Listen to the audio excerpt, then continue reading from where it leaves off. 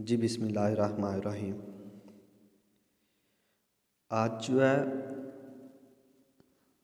हमारा lecture number 4 है, chapter number 16 का। चैप्टर नंबर 16 हमने स्टार्ट किया हुआ था सब्जेक्ट स्टैटिस्टिक्स और class ICS second year. Topics आपका chapter number 16 exercise 16.1 presentation by Zahar Salim lecturer statistics. Basically हमने चैप्टर नंबर 6 जो है वो स्टार्ट किया हुआ था और लेक्चर नंबर 4 था इसका। पहले जो लेक्चर्स हैं इसके उसमें हमने चैप्टर नंबर 16 के जो है टाइम सीरीज वाला जो चैप्टर था उसके कुछ मेथड्स हमने किए थे, जिसमें सेमी एवरेज मेथड था, मूविंग एवरेज मेथड था। ये दो मेथड्स हमने पढ़े हुए हैं।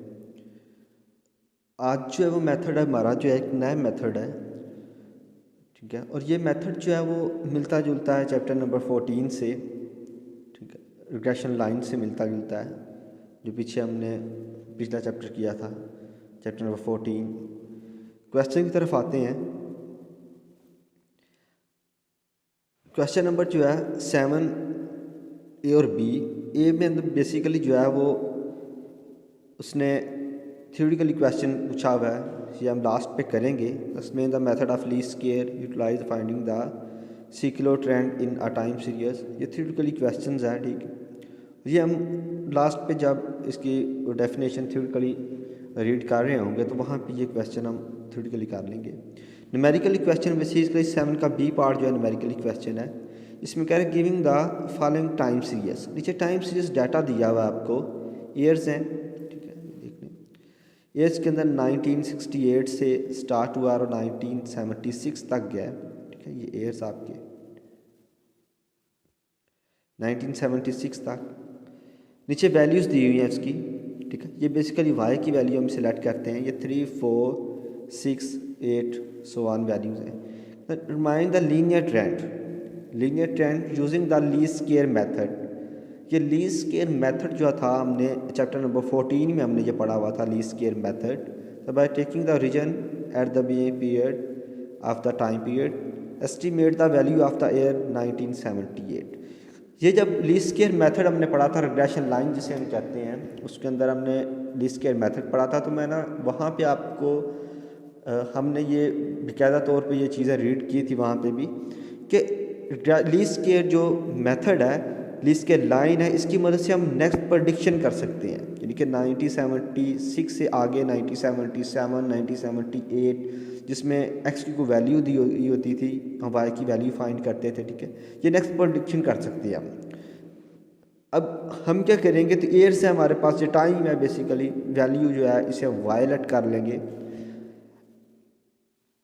जब हम सोल्यूशन की तरफ आ जाते हैं, ईयर्स हैं हमारे पास और ये जो है वो वाई की वैल्यू हमने जो वैल्यूज़ हैं इसे वाई हमने लेट कर लिया। अब लीस्ट स्क्वायर मेथड के लिए लीस्ट स्क्वायर मेथड था क्या, ये linear trend through least square line. ये लीस्ट स्क्वायर लाइन है Y is equal to A plus B X, जिसे हम रिग्रेशन लाइन भी आप कहते थे। Y is equal to A plus B X is R. अब इसके लिए हमें ए भी चाहिए और वाई की 2 कॉलम्स चाहिए। इस इक्वेशन में से ए और बी की वैल्यू हम फाइंड करते थे। मैं आपको रिवाइज करवा दूँ, इसमें जो ए और बी की वैल्यू हम फाइंड करते थे, ठीक है। फिर इस इक्वेशन के अंदर ए और बी की वैल्यू रखते हैं तो वो हमारे पास लीनियर लीस्ट स्क्वायर लाइन निकल आती है हमारे पास, जिसे हम रिग्रेशन लाइन भी कहते हैं, ठीक है। लीस्ट स्क्वायर लाइन निकल आती है ए और बी की। तो यहाँ पे ए और बी निकालने के लिए बेसिकली हमें एक्स एंड वाई चाहिए 2 कॉलम। तो वाई का कॉलम ऑलरेडी मौजूद है। एक्स का कॉलम निकालने के लिए एक्स में हम 1968 एज अ बेस रख रहे हैं, ठीक है। दो अब बेस रखने के लिए 2 चीज़ें ज़रूरी हैं, 2 पॉइंट्स आप नोट कर लें। बेसिकली हम क्वेश्चन रीड करेंगे, क्वेश्चन के अंदर किसको वो बेस पीरियड कह रहा है। यहाँ पे किसी को उसने कोई वैल्यू जो है वो एक्सपेक्ट नहीं की, बेस पीरियड नहीं किया, कुछ भी नहीं किया। तो यहाँ पे फिर बेस पीरियड रखते वक्त आपकी मर्जी है, 2 तरीके से आप बेस पीरियड रख सकते हैं। बेस ईयर्स आप चूज़ कर सकते हैं। यहाँ तो पहले आप 1968 फर्स्ट वाला ईयर उसे चूज़ कर लें, या फिर आपकी मर्जी है सेकंड जो सेंटर वाला होगा उसे आप यूज़ कर लें। यानी कि इन सबको जमा करके मीन जो है वो एज ए बेस आप यूज़ कर सकते हैं।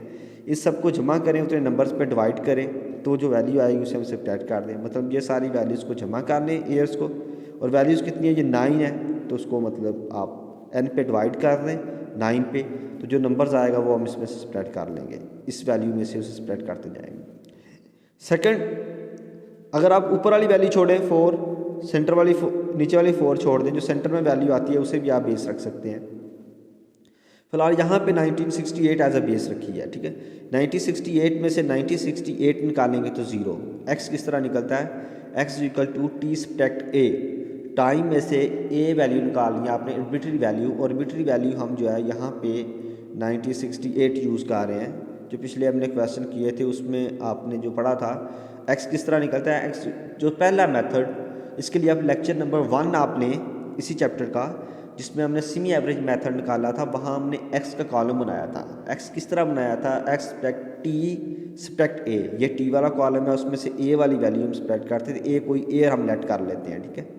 अब यहाँ पे हमने a की वैल्यू 1968 रखी हुई है, x equal to T subtract a की वैल्यू 1968 रखी है। बेसिकली आप आर्बिट्री वैल्यू यूज़ कौन सी करते हैं, बेहतर ये होता है कि इसमें से आप एवरेज यूज़ कर लें, एवरेज इसकी निकाल लें, मीन निकाल लें, इसका सिंपल मीन, सारी वैल्यूज़ को जमा करके n पे डिवाइड करें, उतनी वैल्यूज़ पे जो वैल्यू आती है उसे आप a रख लें, ठीक है। लेकिन यहाँ पे पहली वैल्यू भी रख सकते हैं आप, पहली वैल्यू सब्ट्रैक्ट की 0, फिर 1969 में से 1968 जो है वो सब्ट्रैक्ट किया तो 1 आ गया, इस तरह 2 3 4 सो ऑन, ये सारे x की वैल्यूज़ बन गई। अब इसके लिए हमें क्या चाहिए, b और a निकालने का जो है, इसके लिए देखें ये b का formula n sum of x y sum of x sum of y n sum of x के सम ऑफ x का होल स्क्वायर। एक तो यहाँ पे सम ऑफ y चाहिए, फिर सम ऑफ x चाहिए, सम ऑफ x y चाहिए, ठीक है, n की वैल्यू चाहिए और सम ऑफ x स्क्वायर चाहिए। ये चीज़ें हमने बनानी है। ये y वाले कॉलम को जमा कर लेंगे तो सम ऑफ y आ जाएगा, x वाले कॉलम को जमा करेंगे तो सम ऑफ x आ जाएगा। x और y के लिए ये x और y को मल्टीप्लाई किया, ठीक है, एक वैल्यूज़ को x y आ गया, सम कर लिया, सम ऑफ x y आ गया। एक्स स्क्वायर के लिए x वाले कॉलम का स्क्वायर लिया, ये स्क्वायर लेके सम ऑफ x स्क्वायर निकाल लिया।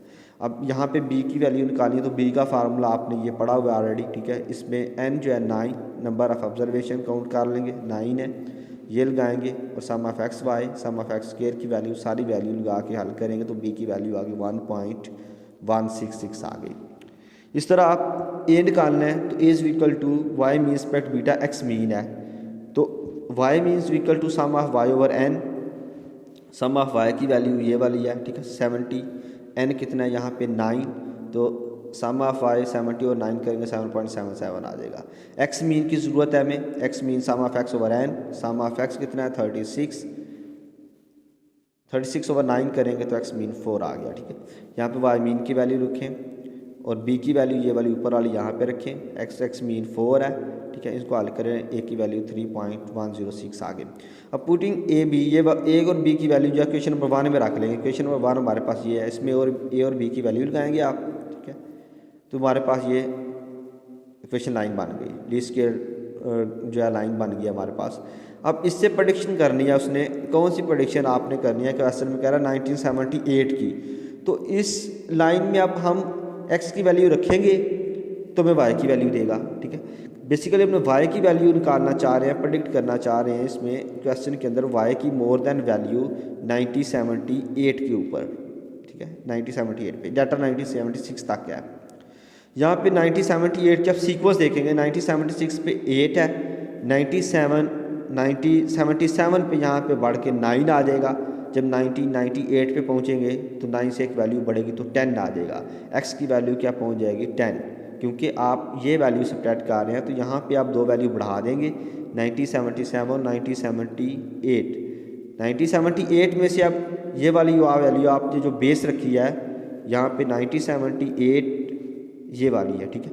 इसमें से जो बेस रखी है 1966 ये सब्ट्रैक्ट करेंगे तो पीछे बचेगा 10, यानी कि x वाले कॉलम में 10 आ जाएगा, ठीक है। ये 10 वैल्यू x की जो हम यहाँ पे यूज़ करेंगे 1978 के लिए, x इक्वल टू 10, x की जगह पे 10 रखेंगे तो y की वैल्यू फाइंड होकर 14.81 आ जाएगी जो y की, ठीक है।